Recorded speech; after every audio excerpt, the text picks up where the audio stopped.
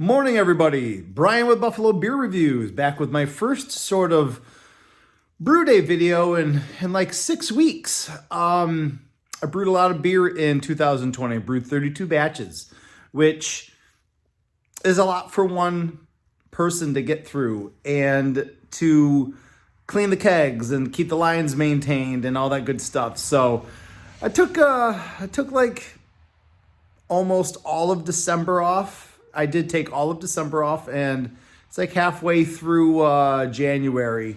I had aspirations of making it till February, but that's not going to happen. Today we're going to do a blonde ale. It's one of those sort of recipes. It's not a heavy involved sort of recipe or a heavy drinker, but it is going to get me the experience brewing other things besides New England's. Maybe do this batch, maybe do another batch, and that'll take me into, late spring, hopefully. And we can get ready for like lawnmower beer season, stuff like that. That's what I'm thinking in my head. So I got it out here in the garage. It's naturally like 28, 30 degrees. So, my yeast, my grains, everything, I got it all ready to go. Called it natural blonde. I'm going to use Vic Secret, Medusa, and a little bit of lemon drop. I thought I was going to be able to use Vic Secret and Citra. Yakima Valley had a flash sale on Citra just a couple days ago. If you guys didn't see, I was able to get a pound of Citra for like $15. It was amazing. I didn't show up, so I'm going to go ahead with the Medusa and the lemon drop instead of substituting the Citra for it, which is kind of counterintuitive, because I have this entire big box of hops. The last brew that I made before my little break was like a Frankenstein brew. So I was getting all these little bags of hops, out and utilized and stuff like that. And I really do have a lot of good hops. Cascade, Centennial, Equinox. There's my Vic Secret that I'm going to use today. That's the 8-ounce one. Yeah, I'll take that with me. Thank you for jogging my memory. Australia Topaz, you know what I mean? Like Galaxy, I've got a whole row of Mosaic, a whole row of Cashmere. So I really was just trying not to let this entire box of hops go to waste. So I was thinking I've got a pound and a half of Vic Secret. What the hell am I going to do with a pound and a half of Vic Secret? So if I have to buy an additional pound of Citra, and that's going to play well with the Vic Secret, so be it. Okay, kind of getting my stuff laid out for brew day. Believe I'm going to try to use another pound of the rice hulls. They're really very economical to buy, and I believe that the cost is totally worth it. It just helps get that entire sort of mash consistency nice and thin. It can roll off through it pretty nice and easily. Can sparge it really nice and easily, reduces my stuck mash potential, stuff like that. I was able to get a couple extra yeast because I was running low. I got one of those old Amazon sales. It was like 5 and 5 of the 4s and 5 of the 5s for like $14, and I was just running low on the 5, so I just grabbed a couple. Today we are going to use the Safale S-04. I think, just one's going to be fine. I'm going to save, I believe I'm going to try to do a double smash mosaic that I'm going to use both of these for. That's in the future videos. So if you think that sounds fun, then hit the subscribe button. And then again, the recipe.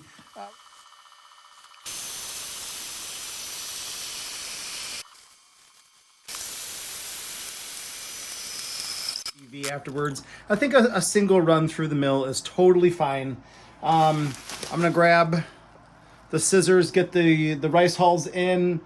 Our kettle's at about 145 degrees. I'm I'm going to go for a 152 mash-in, so I've got probably another 10 or 13 more degrees before I hit my strike temp. But we'll get that going. I got to go upstairs and look at my water additions, my water calculations. I'm going to do. So what I kind of like to do is right before our temperature, we're at like 160, that should be perfect. I'll throw the water kind of supplementation in there and kind of let the pump circulate it around for a little bit just to kind of get well distributed.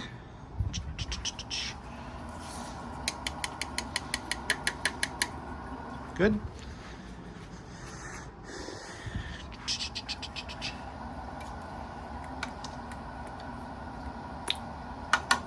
Good. I can't wait.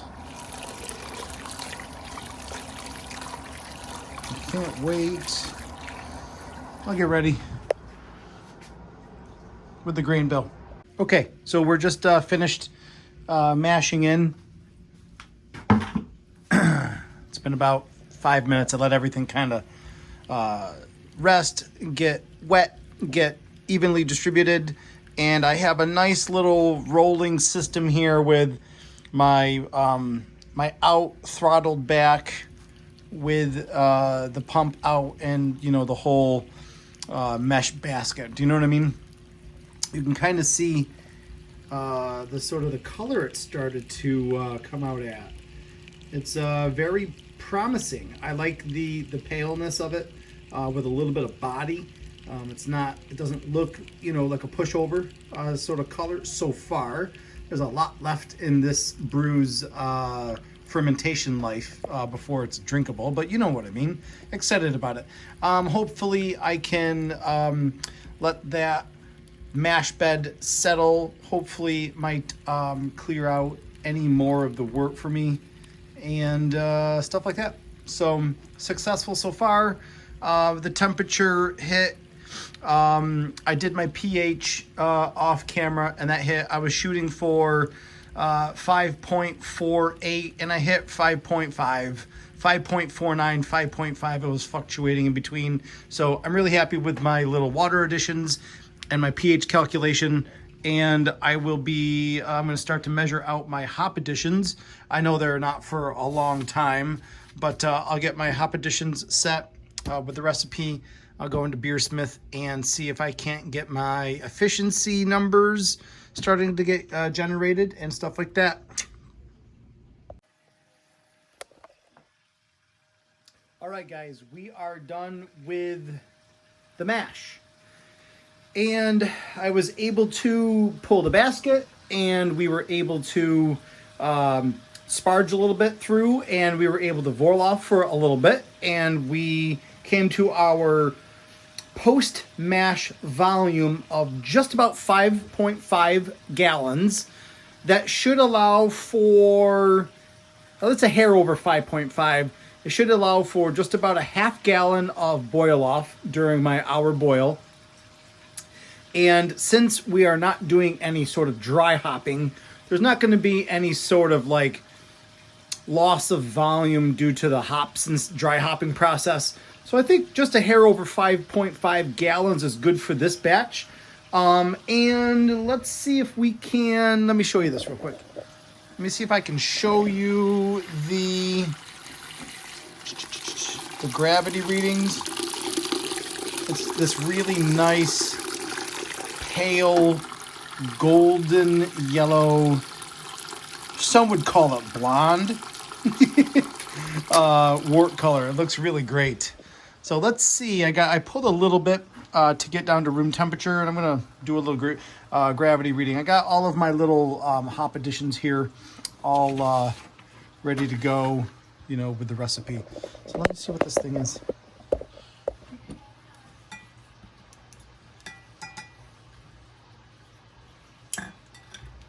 Let's see.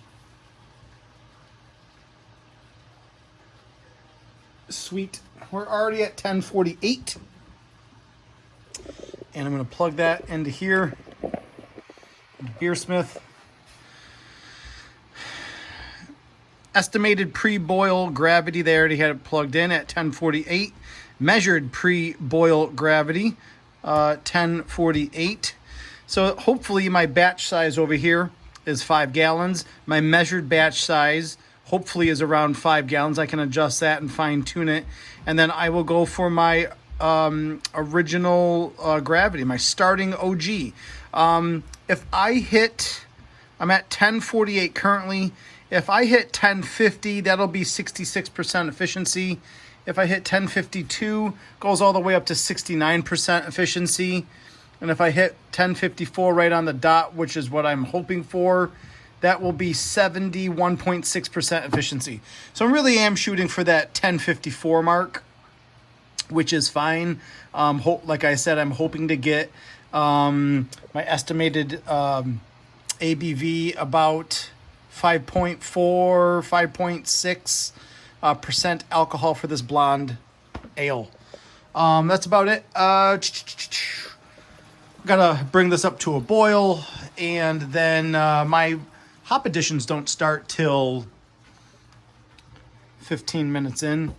So, and I read that with the Vic Secret use, they recommend late boil and or whirlpooling for maximum sort of kick to the Vic Secret. So that's kind of why I started it at 12 minutes and then another addition at 5 minutes. I didn't really think a blonde ale needed a whirlpool or a hop steep.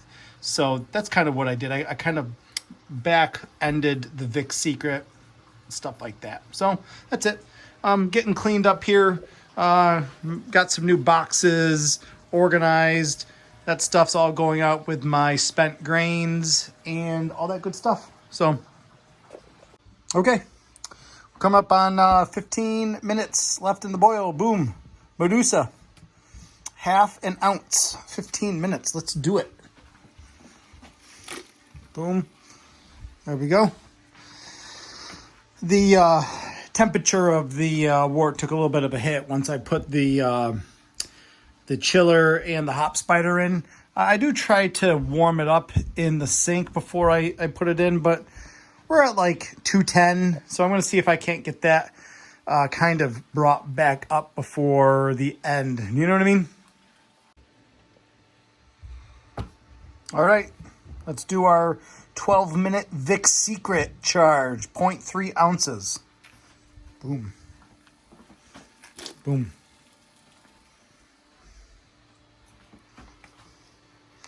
Next up is going to be the 5-minute Medusa, 0.5, and the 5-minute Vic Secret at 0.4 ounces, and the 5-minute Lemon Drop at 0.25 ounces. Boom. Let's do our 5-minute additions. I'm going to just put this Lemon Drop into here just so that we don't have as many to kind of bring over there one-handed with a camera. Let's do this. Boom, we're right back up to 212, right, almost right on the dot. Even though it's not a rolling boil, it is still nice enough for me and my hop additions. That's 5 minutes. I don't know if you guys really want to see the chilling, but I'll do the chilling and I'll do the pump transfer into my fermenter. Once I get that chilling, I'm going to get the fermenter star sand up. And then I'll use the leftover star sand to pour it into my my blow-off valve and stuff like that. All right, let's see what our gravity is. Post-boil gravity. Do I need to go any longer? I think it might be pretty good, ready to chill. I'll check it again after the chilling process. Let's see. 1054, almost 1055. 1054, almost 1055 at the end of boil. Now, if I were to take this 1054, like I said, 1054 is going to be 74.4%. 1055 is going to be 75% efficiency. So a little bit longer boil. I did add another 10, almost 15 minutes after I took the hops out, because I was just not reaching my boil temps again, and I wanted to make sure I had it going long enough. But I'm really happy about that. I'm going to start the chilling process, and I'm going to get that fermenter on the left. We're going to call that fermenter number 1, or what do they call that? FV1? Yeah, we're going to do that one. All right, everybody, after that gravity reading, since it's 29 degrees here in Buffalo, the groundwater was is fairly cold. I got my cooling apparatus set. I hit 68 degrees fairly rapidly. I usually do leave the ladle in there after the boiling process so that it's sanitized. And along with the pump and the ladle, I can get a really nice agitated pot for a really accurate sort of temperature reading. That temperature probe is sitting like right here on the bottom, so it distributes the wort all throughout the brew kettle, and I get a nice accurate reading. I love the transfer into the fermenter with the pump. Makes my life really easy. I'm just kind of keeping an eye on it. It's sanitized. I have my blow-off sort of jar ready to go. I have it sitting on the dummy post. I'll just put it onto the post after it's done, pitch the yeast, and watch it ferment. Just for extra shits and giggles, I pulled the cooled wort out of the pump tubing into here. Looks really nice so far. I mean, I can see it transforming into a nice little pale beer, especially, you know, after the like the cold crashing and the lagering in the keg and in the kegerator and stuff like that. But let's see. I just, for shits and giggles, I'm going to just do one more little gravity reading. Excuse me, I'm a little out of breath. I was using the handles on that fermenter to agitate it for a couple of seconds to aerate it. I'm going to try to do this one-handed here. You know what I mean? All right. Let's do this. Like that. A little bit like that. Make a little mess on my workbench. No big deal. And we're still right hovering between 154 and 155. So I am super stoked. All my numbers are the same. Yeah. So, like I said, agitated the ever-loving bejesus out of that. Pitched the yeast. Now let's take this, run this over to our gas in and out. And you can already kind of see from the heat and the agitation bubbles that was already starting to bubble up a little bit. So I'm really pumped. First brew sitting on top of the new fermentation table. And that's it for me. I really appreciate you guys sticking with me on a brew day. By no means, again, is this a professional operation. It's just me down in the basement, killing some time, trying to make a couple of different styles of beer so that I can enjoy them in the kegerator, give them out to friends, stuff like that. Hopefully 2021 will see a sort of reimagined brew space, if you will. Hopefully we're going to be putting a basement bedroom in here, which means that this window over here is going to be an egress window. So I'm going to, I'll have a different window set up. I'm going to probably make this wall right here my my brewing wall. That's where my new electrical is going to be run to. So I'm going to do a wall, sort of a new wall build there, kind of get it decked out the way I want it. And then I'm going to move all of this stuff just down to the wall where my son's room is going to be. So I'm going to move everything down, and this wall right here will now be where my fermentation table is. So everything's just going to kind of be moved a little bit, you know, clockwise. But that's about it. I hope I can Hope that everything goes according to plan and I can show you guys that process as well. So I really appreciate all the clicks and the watches, and I will see you guys in the next brew. Cheers.